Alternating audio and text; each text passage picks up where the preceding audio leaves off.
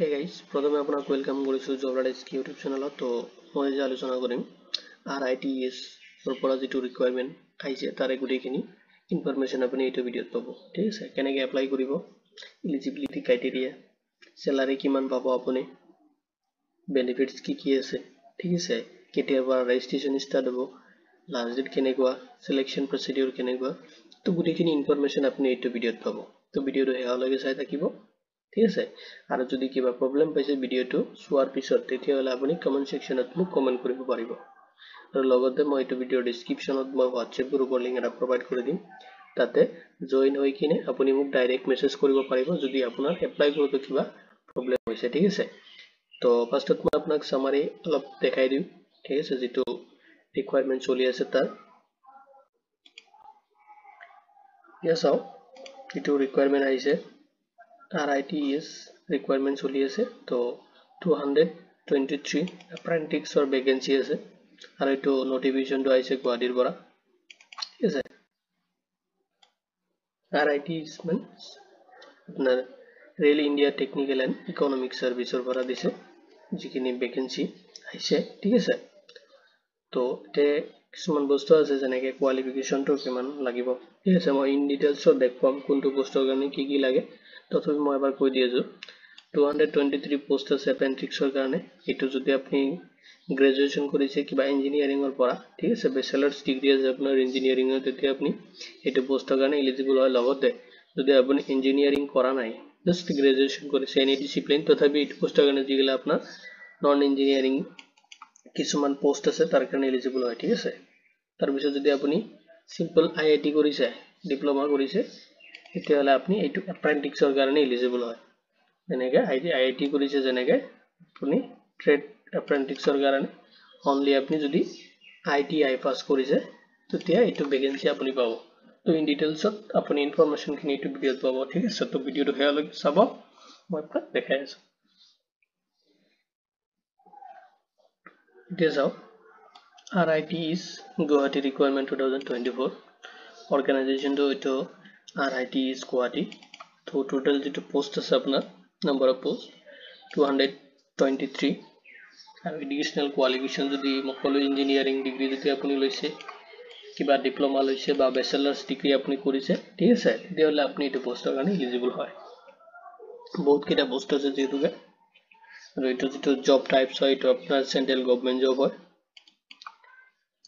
গতিকে আপুনি এপ্লাই মোডটো চাব, এপ্লাইটো আপুনি অনলাইন কৰিব লাগিব। কেনেকৈ আপুনি এপ্লাই কৰিব এইখিনি বস্তু মই আপোনাক দেখাই দিম টু জেড সিস্টেমেটিক ভাৱে। ঠিক আছে, এতিয়া চাওক, ফাৰ্ষ্ট যেটো পোষ্ট দিছে এইটো গ্ৰেজুৱেটৰ এপ্ৰেন্টিছ দিছে। যদি আপুনি ইঞ্জিনিয়াৰ, এইটো ইঞ্জিনিয়াৰিঙৰ ভেকেন্সি হ'ব। যদি আপুনি যেনেকৈ ধৰক বেচেলাৰ অফ ইঞ্জিনিয়াৰিং BTech কৰিছে, তেতিয়াহ'লে আপুনি এইটো ভেকেন্সিৰ কাৰণে এলিজিবল হয়। ঠিক আছে, তো টোটেল এতে নাম্বাৰ অফ পোষ্ট আছে 112। ঠিক আছে, তো আপোনাৰ ডিসিপ্লিন ওয়াইজ ভেকেন্সিসমূহ ডিভাইড কৰি দিয়া আছে। যেনেকৈ ধৰক চিভিলৰ কাৰণে দিয়া আছে 46। ঠিক আছে, 46টা পোষ্ট আছে। আৰ্কিটেকচাৰৰ কাৰণে দুটা পোষ্ট, টু পোষ্ট আছে। ঠিক আছে, তাৰপিছত আপোনাৰ সেকেন্ড ইলেক্ট্ৰিকেলৰ কাৰণে 22 পোষ্ট আছে। সিগন্যাল এণ্ড টেলিকমৰ কাৰণে আছে 6 পোষ্ট। মেকানিকেলৰ কাৰণে আছে 33। তো কেমিকেল এণ্ড মেট্ৰলজিকেলৰ কাৰণে আছে 3 পোষ্ট। ঠিক আছে, তো টোটাল আপোনাৰ নাম্বাৰ অফ পোষ্ট আছে 112। তো এইটো আপোনাৰ গ্ৰেজুৱেট এপ্ৰেন্টিছ হয়, যেটো ইঞ্জিনিয়াৰিং লেভেলৰ হয়। য'ত আপুনি যদি কোৱালিফিকেশন দেখে, এডুকেশনাল কোৱালিফিকেশনখিনি যদি চাই, আপুনি ইঞ্জিনিয়াৰিং ডিগ্ৰী যদি আপুনি লৈছে, যেনেকৈ মই কৈছোঁ বেচেলাৰ অফ ইঞ্জিনিয়াৰিং, BTech কৰিছে আপুনি, বেচেলাৰ অফ আৰ্কিটেকচাৰ, ঠিক আছে, আৰু 4 ইয়াৰ্ছ যেটো মানে আপোনাৰ এইটো 4 ইয়াৰ্ছৰ ফুল টাইম কোৰ্স হয়। এইটো যদি আপুনি কৰিছে তেতিয়াহ'লে আপুনি 112 পোষ্টৰ কাৰণে এলিজিবল হয়। ঠিক আছে, ইয়াৰ মাজত যদি কিবা এটা আপোনাৰ কোৱালিফিকেশন মেচ কৰিছে, আপুনি এতে এপ্লাই কৰিব পাৰিব। এতিয়া আপুনি যদি ফ্ৰেচাৰ্ছ হয় তেতিয়া এপ্লাই কৰিব পাৰিব, দিয়ক প্ৰবলেম নাই। এপ্ৰেন্টিছৰ ভেকেন্সি হয়। এতিয়া চাওক, স্টিপুলেটেড মানে আপোনাৰ স্যালাৰিটো কিমান হ'ব। তো আপুনি পাৰ মান্থ পাব 14,000 के पर मंथ पाबो इंक्लूडिंग अपनी डीबीटी रुपीस 4,500 ठीक है सर्विस चाओ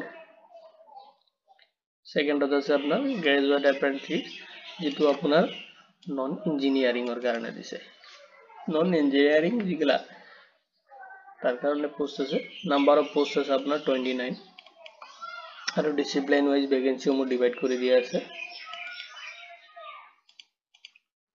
যেনেকা ধরো ফাইন্যান্সের কারণে 16 পোস্ট আছে আর এইচআর এর কারণে 13 পোস্ট আছে তো এডুকেশন তে যাও এডুকেশনাল কোয়ালিফিকেশন যেটা আপনার নন ইঞ্জিনিয়ারিং এর কারণে হয় গ্রাজুয়েট যদি আপনি কোয়ালিফাইড করেছে ঠিক আছে তেতিয়ালে এটো পুস্তক এলিজিবল যেনেকা ধরক আপনি ব্যাচেলর অফ আৰ্টসৰ পৰা বিএ পাস কৰিছে বা বিবিএ পাস কৰিছে বা ধৰক বিকম পাস কৰিছে বিএসসি পাস কৰিছে বিসিএ পাস কৰিছে তো 3 ইয়ার্স আপনার যেটো কোর্স থাকে গ্রাজুয়েশনের এটা আপনি কমপ্লিট করেছে মানে ব্যাচেলার্স ডিগ্রিটা আপনি রইছে তেতিয়ালে আপনি যেটো 39 পোস্ট আছে তার কারণে আপনি এলিজিবল হয় ঠিক আছে তো এটা আপনার যেটো পে স্কেল হয় এটো রুপিস 14,000 পাবো পার মান্থ ইনক্লুডিং আপনি ডিবিডি পাবো ডিবিডি আছে আপনার 4,500 ঠিক আছে তো তার পিছত চাও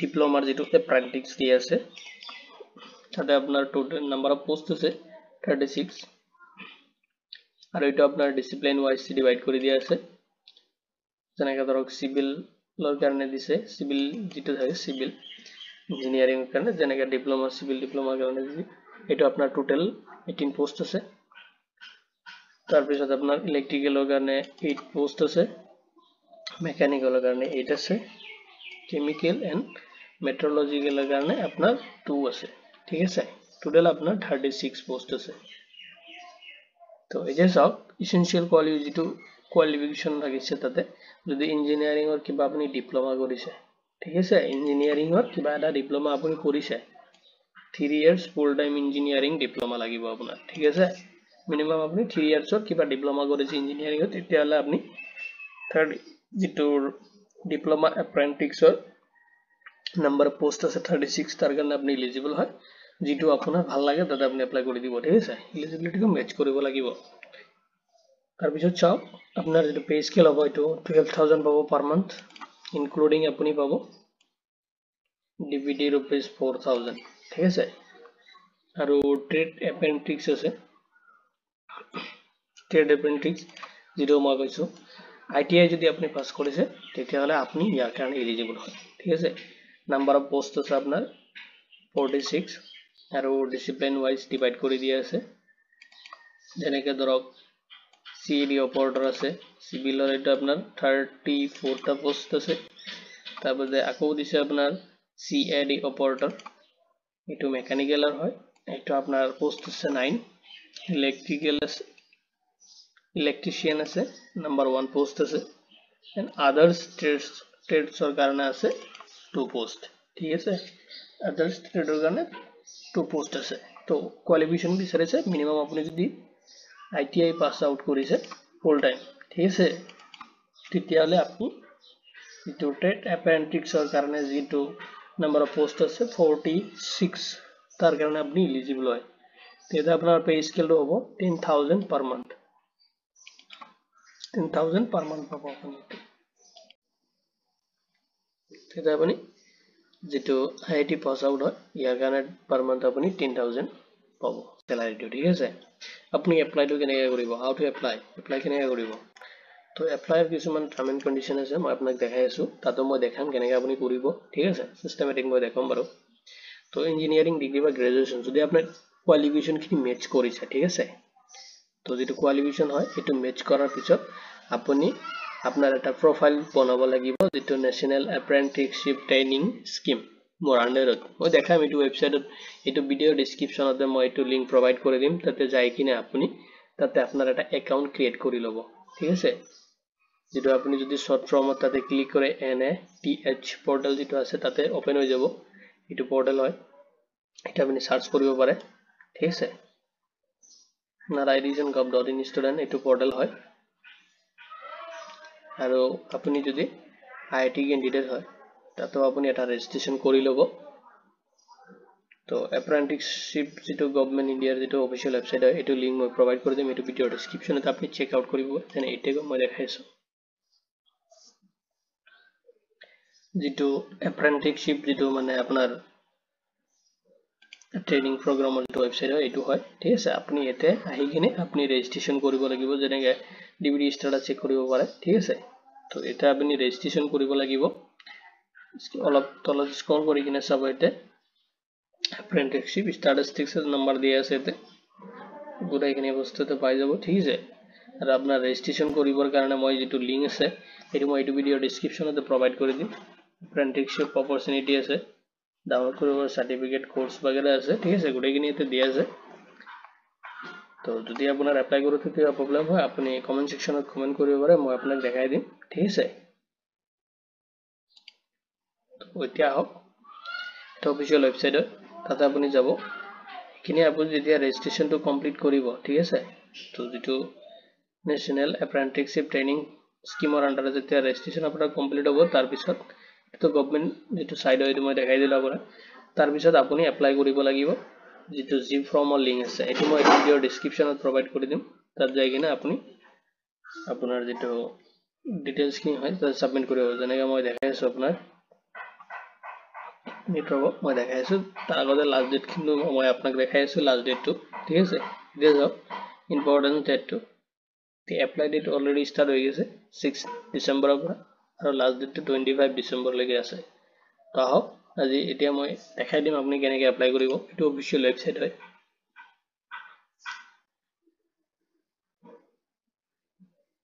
এইটো অফিচিয়েল ৱেবছাইট হয়, ঠিক আছে। ইয়াৰ পৰা আপুনি যিমানখিনি আছে কেৰিয়াৰ অপশ্যনত যাই কিনে আপুনি চেক আউট কৰিব পাৰে। এইটো অফিচিয়েল ৱেবছাইটৰ লিংক মই এইটোৰ ভিডিঅ' ডেছক্ৰিপশ্যনতে প্ৰভাইড কৰি দিম, ঠিক আছে। আপুনি তাৰ পৰা চেক আউট কৰি ল'ব পাৰিব, ঠিক আছে। এতিয়া আহক আপুনি এপ্লাইটো কেনেকৈ কৰিব মই দেখাই আছোঁ।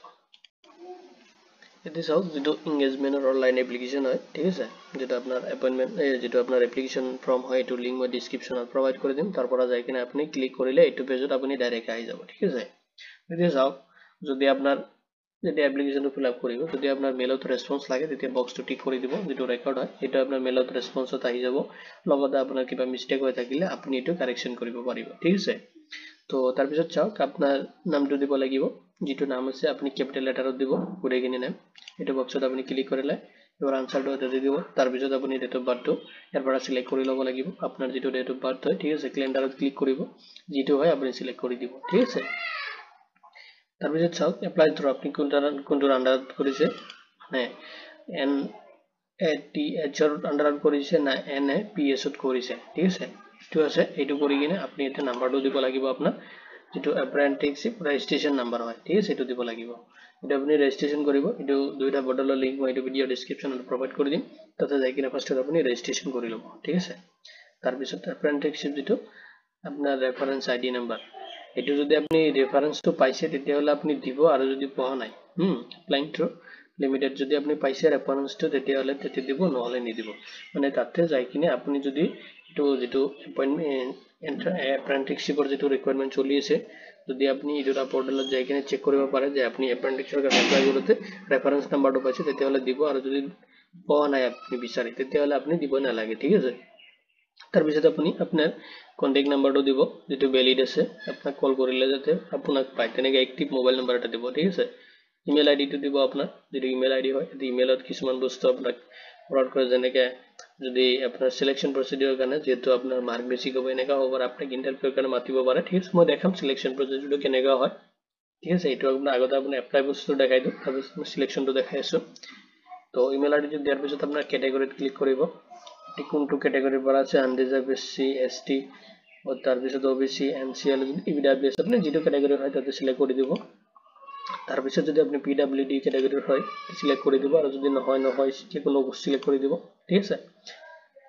এপ্লাই ফৰ ট্ৰেড, তো এপ্লাই আপুনি কোনটো পোষ্টৰ কাৰণে কৰি আছে, ঠিক আছে। মই অলৰেডি গোটেইখিনি ডিটেইলছ আপোনাক দেখাই দিছোঁ, কোনটো পোষ্টৰ কাৰণে কি ইমানখিনি এলিজিবল লাগে, ঠিক আছে। তো যদি আপোনাৰ ডাউট থাকে তথাপি এইটো ভিডিঅ'ৰ ডেছক্ৰিপশ্যনতে মই যিটো অফিচিয়েল নটিফিকেশ্যন আছে সেইটো মই পেষ্ট কৰি দিম, তাতে আপুনি যাই কিনে আপোনাৰ কোৱালিফিকেশ্যন হিচাপত মানে আপুনি যিটো মেটচ কৰে, ঠিক আছে, আপোনাৰ যিমানখিনি কোৱালিফিকেশ্যন আছে এইটো ওপৰত বেচ কৰি কিনে আপুনি এইটো এপ্লাই কৰি দিব, ঠিক আছে। তাৰপিছত চাওক যেটো আপনার এডুকেশনাল কোয়ালিফিকেশন, আপনার এডুকেশন কোয়ালিফিকেশন কি আছে, যদি ব্যাচেলার অফ ইঞ্জিনিয়ারিং আছে বা বিটেক আছে, ডিপ্লোমা ইঞ্জিনিয়ারিং আছে, বিএ করেছে, বিবিএ করেছে, এমকম করেছে, বিএসসি করেছে বা বিসিএ করেছে যদি, বা আইটিআই করেছে, তাহলে আপনি সিলেক্ট করে দিব আপনি কোয়ালিফিকেশনটো কোনটো কোয়ালিফিকেশন আপনি কৰিছে, ঠিক আছে। তাৰপিছত আপুনি তাতে পাৰ্চেণ্ট কিমান পাইছে গোটেইখিনি পাৰ্চেণ্ট তাতে দি দিব। তাৰপিছত আপোনাৰ পাছিং ইয়াৰটো কেতিয়া, আপুনি পাছ কেতিয়া কৰিছে এইটো দিব, ঠিক আছে। তাৰপিছত আপুনি দিব লাগিব নিয়াৰেষ্ট লোকেশ্যন, প্ৰেফাৰেন্স দিব লাগিব চিটিৰ। আপুনি জবটো যে কৰিব আপোনাৰ জবৰ কাৰণে নিয়াৰেষ্ট চিটি কোনটো হয়, তাতে চাই ড্ৰপ বক্সত ক্লিক কৰি দিব। দিয়াৰ পিছত এনেকৈ আহি যাব, আহমেদাবাদ আছে, বেংগলোৰ আছে, বহুত কেইটা চিটি আছে। তো অসমত যেইকেইটা বাস কৰি আছে তো গুৱাহাটী চিলেক্ট কৰি দিব আপোনালোকে, যিহেতু গুৱাহাটীটো আছে এপেণ্ডিক্সত, তো গুৱাহাটী সিলেক্ট কৰি দিব। মহাৰাষ্ট্ৰ, কলকাতা, লংকা বহুত ঠাইত আছে, কিন্তু আপনি গুৱাহাটী সিলেক্ট কৰি দিব। আৰু যদি বেলেগ বেলেগ ঠাইৰ পৰা যদি কোনোবা কৰি আছে বা বেলেগত কোনোবা পঢ়ি আছে, ইয়াতে যেনেকৈ MBA কৰি আছে বেংগলোৰত, যদি কিছুমান কৰি থাকে মুম্বাইত আছে, তেতিয়া কৰিব পাৰে, প্ৰব্লেম নাই, ঠিক আছে। কলকাতাতো কৰিব পাৰে, সিলেক্ট কৰি দিব আপোনাৰ নিয়াৰেষ্ট যিটো, এইটো প্ৰেফাৰেন্স দিব। সেকেন্ডৰ প্ৰেফাৰেন্স দিব দিছে লোকেশ্যনৰ কাৰণে, নিয়াৰেষ্ট, থাৰ্ড চিটি, তিনটা আপোনালোকে তিনটা প্ৰেফাৰেন্স দিব, যেটো আপুনি কাম কৰিব ইচ্ছা কৰে, ঠিক আছে। তিনটা প্ৰেফাৰেন্স দিয়া আছে, তিনটাৰ ভিতৰত আপোনাৰ নিয়াৰেষ্ট যিটো হয় সেইটোত আপোনাৰ পোষ্টিং হ'ব, ঠিক আছে। তো তাৰপিছত চাওক, যেটো ডকুমেন্টছ হয় লগত আপোনাৰ ফটো, সিগনেচাৰ वगैरह যি আছে সবখিনি আপোনালোকে এটা PDF ফাইলতে, এটা সিঙ্গেল PDF, ঠিক আছে। মিনিমাম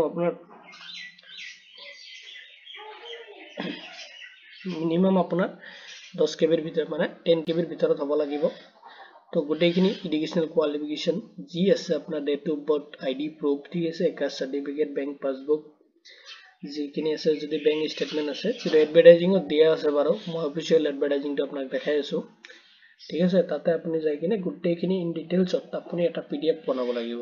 আৰু যদি PDF বনোৱাতে প্ৰব্লেম হয় আপুনি কমেন্ট সেকশনত কমেন্ট কৰিব পাৰে, মই দেখাই দিম আপুনি কেনেকৈ PDFটো বনাব, ঠিক আছে। তো বনাই কিনে আপুনি এইটো এড ফাইলত ক্লিক কৰি কিনে আপনি আপোনাৰ ব্ৰাউজাৰটো সিলেক্ট কৰি ল'ব, তাৰ পৰা আপনি ফাইলটো সিলেক্ট কৰি কিনে আপলোড কৰি দিব, ঠিক আছে। কৰি দিয়াৰ পিছত আপুনি এইতে আপনি একনলেজমেন্ট যিমানখিনি দিছে সব কাৰেক্ট বুলি আপনি এটা ডিক্লাৰেশ্যন নে ইয়েস ক্লিক কৰি দিব লাগিব, ঠিক আছে। ইয়েস ক্লিক কৰি দিয়াৰ পিছতহে আপনি ফৰ্মটো সাবমিট কৰিব পাৰিব, নহলে ফৰ্মটো সাবমিট নহয়, ঠিক আছে। এতিয়া চাওক, যেতিয়া আপনি সাবমিট কৰিব তাৰ পিছত আপোনাৰ ফৰ্মটো সাবমিট হৈ যাব আৰু এডিটিংৰ অপশনটো দি দিব। যদি আপোনাৰ মিষ্টেক হয় আপনি এডিট কৰিব। তাহক এতিয়া মানে মই আপোনাক অফিচিয়েল যেটো ওয়েবসাইট যেটো নোটিফিকেশন দিছে, ঠিক আছে, এইটো অফিচিয়েল নোটিফিকেশন হয়। মই অলৰেডি আপোনাৰ ভ্যাকেন্সিৰ কাৰণে যিখিনি নোটিফিকেশন আহিছে তো সিস্টেমেটিকভাৱে সামাৰাইজ কৰি আপোনাক মই দেখাই দিছো। তো এটা ক্যাটাগৰি ওয়াইজ কিছুমান ভ্যাকেন্সি দিয়া আছে, ঠিক আছে, আপনি চেক কৰিব পাৰে। মই এইটো ভিডিও ডেসক্ৰিপশনতে প্ৰভাইড কৰি দিম। এতিয়া মই সিলেকশন প্ৰসিডিউৰটো আপোনাক দেখাই আছো। যেনেকৈ ধৰক সিলেকশন প্ৰসিডিউৰটো আপোনাৰ শৰ্ট লিস্টেড কৰা হ'ব ক্যান্ডিডেটখিনি, আৰু এটা আপনাৰ মেৰিট বেসিস হব, ঠিক আছে। মেৰিট বেসিস হব আৰু আপনাৰ এটো বেসিসটো আপনাৰ পাৰ্সেন্টেজ বেসিস হব, আপনি কিমান পাৰ্সেন্ট পাইছে তাৰ ওপৰত বেস কৰি কিনে আপোনাৰ মেৰিট লিস্ট এটা বনোৱা হ'ব। তো কোনো ধৰণৰ এক্সাম নহয়, রিটেন এক্সাম নহব, ঠিক আছে, কোনো ইন্টারভিউ নহয়, ইন্টারভিউ এন্ড আপনার কোনো রিটেন টেস্ট নহব, এটা ফিক্স এটা কৈ দিছে। তো ডাইরেক্ট সিলেকশন হ'ব আপনার কাৰণে। তো যদি আপনি ফ্ৰেশাৰ্স হয় তো এপ্লাই কৰি দিয়ক, তো ভালো একটা অপৰচুনিটি আইছে, ঠিক আছে। তো মিনিমাম আপনাৰ সাব কোয়ালিফিকেশন মাৰ্ক বিচাৰিছে 60% হ'ব লাগিব যদি আপনি EWE জেনাৰেল এন্ড EWS ক্যাটাগৰিৰ হয়, আৰু 50% মাৰ্ক লাগিব যদি SC NST OBC PWD ক্যাটাগৰিৰ পৰা আপনি বিলং কৰি আছে, ঠিক আছে। তেতিয়াহলে আপোনাৰ 50% মাৰ্ক হলে আপনি এপ্লাই কৰিব পাৰিব। তো চাওক কিছুমান আৰু কোয়ালিফিকেশন দিয়া আছে, যেনেকৈ এসেনশিয়াল কোয়ালিফিকেশন খিনি আপনাৰ ম্যাচ কৰিব লাগে, ৰেকগনাইজ ইউনিভাৰ্সিটিৰ পৰা আপনি ডিপ্লোমা ডিগ্ৰি খিনি ল'ব লগা লাগিব, ঠিক আছে। আৰু কিছুমান আপনাৰ ডিটেইলস দিছে, যেনেকৈ candidate not follow the eligible apprentice, ধৰক কিছুমান কোয়ালিফিকেশন আপনাৰ যেটো ৰেকগনাইজ হয়, এইটো আপনি ইউনিভাৰ্সিটিৰ বা কোনো ৰেকগনাইজ ইনস্টিটিউশনৰ পৰা আপনি আপনাৰ ডিগ্ৰিখিনি কোয়ালিফাইড কৰা হ'ব লাগিব। লগতে কিছুমান ধৰক এজ লিমিটৰ কাৰণে অলপ কাট অফ দিয়া আছে, যেনেকৈ ধৰক আপনাৰ যদি এতিয়ালৈকে 2000 মানে ডিসেম্বৰ 2024 লৈকে যদি আপনাৰ 18 ইয়াৰ্স কমপ্লিট হোৱা নাই, তেতিয়াহলে আপনি এইটো কাৰণে এলিজিবল নহয়, ঠিক আছে। তো এখানে টাৰ্ম এন্ড কন্ডিশন দিয়া আছে, যাৰ কাৰণে আপনি এলিজিবল নহয়। তো এইটো ভিডিও ডেসক্ৰিপশনতে মই এইটো নোটিফিকেশনটো মই পেস্ট কৰি দিম, তাৰ পৰা আপুনি যাই কিনে চেক আউট কৰিব পাৰে, ঠিক আছে। আৰু যদি কিবা প্ৰব্লেম হয় তো তো আপুনি মোক কমেন্ট সেকশনত কমেন্ট কৰিব পাৰে এপ্লাইত কিবা প্ৰবলেম হলে ঠিক আছে তো এইটো ভিডিও ইমানতে ধন্যবাদ এইটো ভিডিও ইমানতে সামৰিছোঁ